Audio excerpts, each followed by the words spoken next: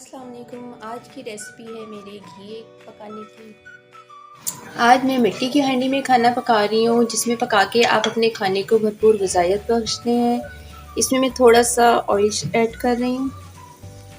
ये एक medium size की प्याज है जिसे मैंने कट कर लिया है, ये इसमें फ्राई करना। मिट्टी की हांडी थोड़ा सा टाइम लेती है गर्म होने में, लेकिन जब हीट अप हो जाती है तो इसमें बहुत जल्दी खाना पक जाता है, जिस तरह हमारा कुकर में, लेकिन इसमें पकाने की अफादियत ज़्यादा है।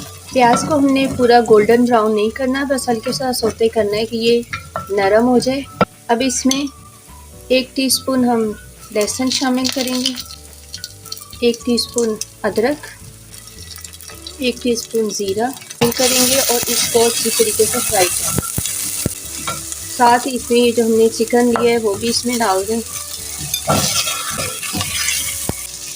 1 टीस्पून हल्दी, ये भी इसमें शामिल कर दें। सारे मसाले एक साथ ही डाल के अच्छे तरीके से इसको भून लेते हैं।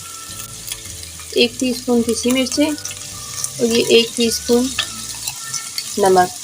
आप अपने टेस्ट के मुताबिक नमक ऐड कर लीजिएगा। मैंने 1 से 1.5 टेबल टीस्पून नमक इसमें शामिल किया है।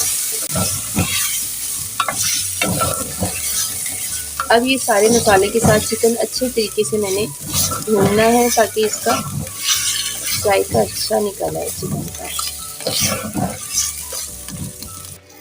ये 3 मीडियम साइज़ के छोटे टमाटर लिए मैंने, वो भी इसी में शामिल कर दूंगी। अब इसे इतना पकाना है कि टमाटर का पेस्ट बन जाए और मसाला हमारा तैयार हो जाए। ये देखिए हमारा गोश्त बहुत अच्छे से भुन गया है, मसाला भी बहुत अच्छा बन गया है, ये इसका ऑयल रोगन भी तैयार हो गया है। अब मैं ये जितना भी गोश्त है इसमें से निकाल लूँगी, क्योंकि इसमें घिया डाल के पहले मैं गलाऊंगी। मैंने उसको मैश करके फिर तैयार करना है, यानी कि घुटा हुआ पकाना है घिया। ये घिए को मैंने छोटे छोटे क्यूब्स में कट कर लिए।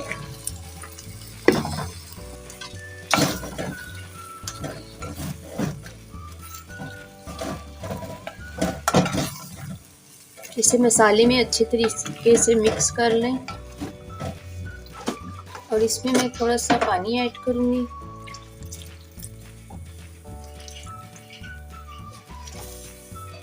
और 10 मिनट के लिए इसको दम पे रख दूँ। अब जब ये गल जाएगा फिर मैं आपको मैश करके दिखाती हूँ कि ये कैसा तैयार हुआ। ये घिया हमारा बहुत अच्छे से गल गया था और इसे मैंने अच्छे तरीके से मैश कर लिया। अब ये जो गोश्त मैंने निकाला था ये मैं इसमें दोबारा से शामिल कर दूँगी। और 10-15 मिनट के लिए पकने के लिए रखें। और ये एक बड़े साइज़ की हरी मिर्च इसमें कटिंग कर देंगे। और जो इसका मेन ट्रिक है वो मैं बताऊं आपको, आप ये यूज़ नहीं करते होंगे, इसमें पुदीने का फ्लेवर बहुत अच्छा आता है, ये आप ज़रूर ट्राई कीजिएगा। अब मैं इसे 10 से 15 मिनट के लिए दम में रखूँगी। इसका ऑयल भी ऊपर आ जाएगा और जो चिकन में कसर है वो भी गल जाएगी और ये हमारा रेडी हो जाएगा।